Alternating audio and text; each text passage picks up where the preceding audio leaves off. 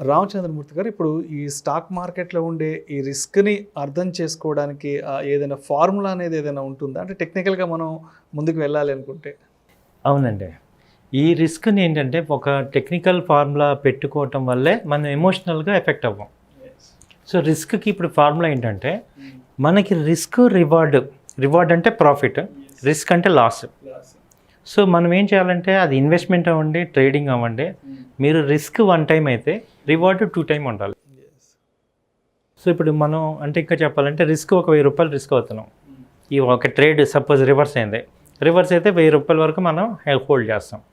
అలాగే రివార్డ్ ఎంత ఉండాలి? మినిమం 200 ఉండాలి. ఈ రిస్క్ రివార్డ్ ఎప్పుడైతే మ్యాచ్ అవుతుందో మనము సక్సెస్ అవుతున్నాం. ఇలాంటి కాంబినేషన్లో మీరు 10 ట్రేడ్స్ చేయండి. నెలకి ఒక 10 ట్రేడ్స్ చేశారనుకోండి, మీరు ఎంత ఫారెస్ట్గా వేసుకున్నా 50% సక్సెస్ రేట్ ఉంటుంది.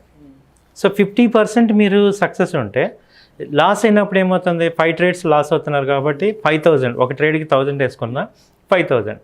అలాగే సక్సెస్ అయితే 2000 వస్తాయి కాబట్టి 10,000. సో ఓవరాల్గా 50% సక్సెస్ అయినా మీకు 5000 వస్తాయి. So you're in profit.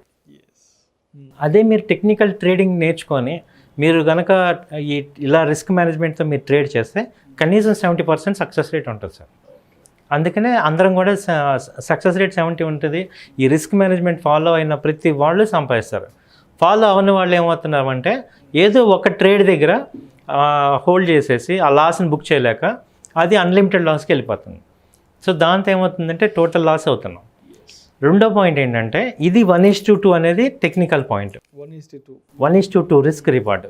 తర్వాత ఏంటంటే ఇప్పుడు మనం ఎంత రిస్క్ తీసుకోవాలి ఇన్ టర్మ్స్ ఆఫ్ మనీ. దానిలో తీసుకుంటే మన క్యాపిటల్, సపోజ్ మన క్యాపిటల్లో 5 lakhs బిలో కనుక మన క్యాపిటల్ అయితే, ఇది చాలా క్లియర్గా అర్థం చేసుకోండి సార్, 5 lakhs బిలో అయితే మీ యొక్క రిస్క్ 3% ఉండాలి. అంటే ఒక 5 lakhs మన క్యాపిటల్ అయితే అది ఇన్వెస్ట్ చేయండి లేదా ట్రేడ్ చేయండి, మ్యాక్సిమం లాస్ 15,000. అదే 2 lakhs below, 2 lakhs below amount ఉంటే 4%. అంటే 2 lakhsలో 4% అంటే అంత 4,000. Any trade 4,000. అంటే మీరు ఎంత క్వాంటిటీ తీసుకోవాలి అనేది ఈ రిస్క్ని బట్టే మీ క్వాంటిటీ డిసైడ్ అవుతుంది. అంటే ఇప్పుడు ఎవరు ఏ కాల్ చెప్పినా, ఎవరు ఏ ట్రేడ్ చెప్పినా మీ యొక్క క్యాపిటల్ని బట్టే నెంబర్ ఆఫ్ షేర్స్ అనేది డిసైడ్ చేసుకోవాలి. సో మీ రిస్క్ ఎంత అవ్వాలంటే 4,000. ఏది 2 lakhs బిలో అయితే. అదే మీకు 5 lakhs బిల్ అయితే 3%. అదే 10 lakhs బిల్ అయితే 1%. సో ఇలా మీరు రిస్క్ అనేది క్లియర్ చేసుకున్నాక ఓకే, ఇప్పుడు మీరు డెసిషన్ తీసుకునే ముందే మీరు క్లియర్గా ఉంటారు. ఓకే, లాస్ అయితే 10,000, ఇప్పుడు నా ఇన్వెస్ట్మెంట్ 10 lakhs. సో లాస్ అయితే నాకు 10,000, ప్రాఫిట్ వస్తే 20,000.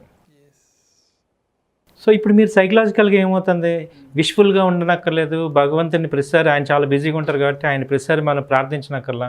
ఈ ఒక్క రిస్క్ మేనేజ్మెంట్ ఇది కనుక మీరు ఫాలో అయితే మీరు ఇంట్లో వాళ్ళని కానీ ఎక్కడ మీరు రిలాక్స్గా ఉండగలరు. ట్రేడ్ ఎమోషనల్గా వెళ్దాం. ఎగ్జాక్ట్లీ. సో ఈ రిస్క్ మేనేజ్మెంట్లో ఈ ఫార్ములాని దయచేసి ఫాలో అవ్వండి. సో నా దగ్గర 10 lakhs ఉన్నాయి, నేను కొనేస్తాను, నేను హోల్డ్ చేసేస్తాను అనుకోవద్దు. మీరు ఇన్వెస్ట్మెంట్ చేయండి లేదా ట్రేడింగ్ చేయండి, ఏది చేసినా కానీ మీ మ్యాక్సిమం లాస్ 10,000 అవ్వాలి. ఎప్పుడైతే 10,000 దాటుతుందో మీరు ఇమ్మీడియట్గా స్టాప్ లాస్ ఎగ్జిట్ అయిపోవాలి. సో దీనికి రిస్క్ మేనేజ్మెంట్ టెక్నికల్గా ఇది ఒక ఫార్ములా సార్. ఇది చాలామంది వరల్డ్ వైడ్ యాక్సెప్టబుల్ ఫార్ములా. కాబట్టి మీరందరూ కూడా ఇది ఫాలో అయ్యి ఈ రిస్క్ నుంచి బయటపడండి. మంచి ప్రాఫిట్స్లోకి రెగ్యులర్గా వస్తాం కన్సిస్టెంట్గా. నేను ఫస్ట్ వీడియోలో మీకు చెప్పాను ఏంటంటే మన క్యాపిటల్ ప్రొటెక్షన్ అనేది ఫస్ట్ పాయింట్, సెకండ్ వచ్చి కన్సిస్టెంట్ ప్రాఫిట్స్ అనేది సెకండ్ పాయింట్ అండి. సో ఈ సెకండ్ పాయింట్ అనేది దీనివల్ల మీరు కన్సిస్టెంట్గా ప్రాఫిట్ అవుతారు, మీ క్యాపిటల్ ప్రొటెక్షన్ అవుతుంది. సో ఆ వీడియోస్ ఒకసారి చూడండి, దీనికి లింక్ చేసుకోండి. సో మీరు ఫస్ట్ మనం రిస్క్ని ఎప్పుడైతే కంట్రోల్ చేస్తామో మన క్యాపిటల్ సేఫ్లో ఉంటుంది. ఎప్పుడైతే క్యాపిటల్ సేఫ్లో ఉంటుందో మనం బిజినెస్లో సక్సెస్ అవుతాం.